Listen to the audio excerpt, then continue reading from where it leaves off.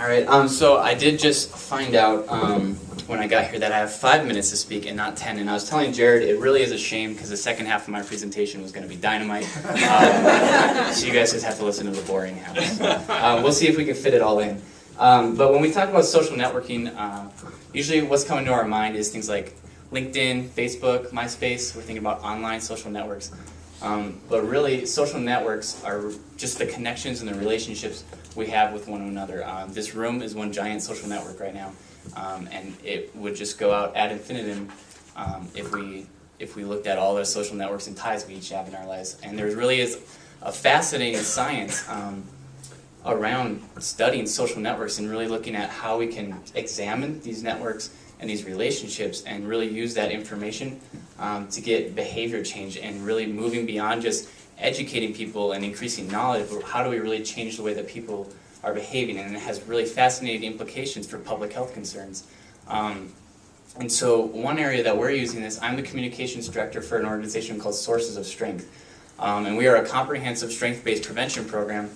And so one of the things that we do is we'll go into a high school and we will specifically and strategically select peer leaders from diverse groups within that school, kids with influence in their friendship networks and their subcultures. And we will take them through a fairly intensive training process, and then they will go through some action step phases and really be delivering some hope, help, and strength messaging activities. And what that is doing is that group is really changing the culture and the norms surrounding suicide in their school. And things like codes of silence, keeping it quiet when you have a friend who's suicidal because they said, you know, they told you but they don't want anybody else to know.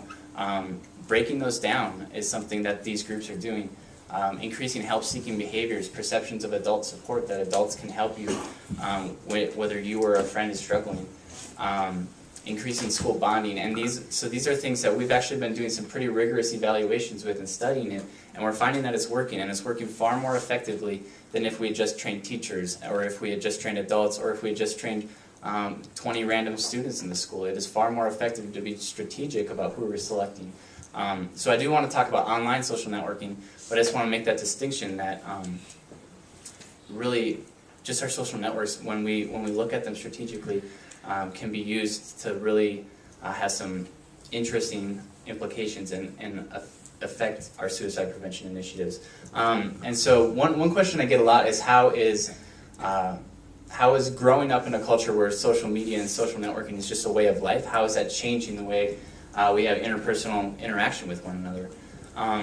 And one really interesting case I find is that even 5-10 years ago, if a student was being bullied and harassed at school and they went home, they could maybe get a little bit of a reprieve from that. Today that might not be the case. If they're on Facebook, if they're on MySpace, that can really be following them home.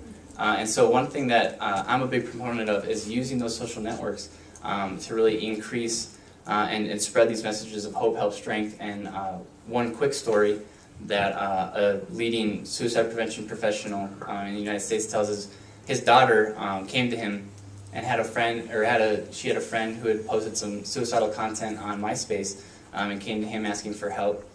And so he went and looked with her, and by the time he got back to the computer and looked, this girl had more than 10 responses encouraging her, supporting her, telling them that they loved her, saying that they're going to come over and pick her up and bring her to get her some help.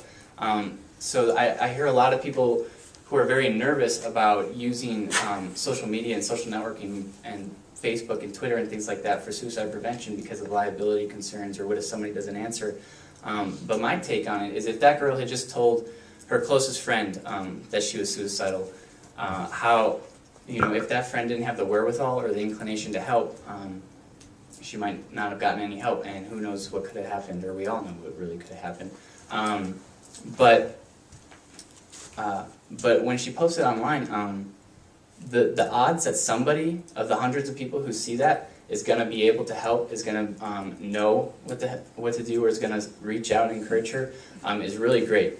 And so, and the last thing I really want to touch on briefly, I only have a minute left, is just that the idea of how we can use social networks and social media and use those tools to really leverage our goals in suicide prevention in our organizations. And I think you can do that in a number of ways through advocacy. Two organizations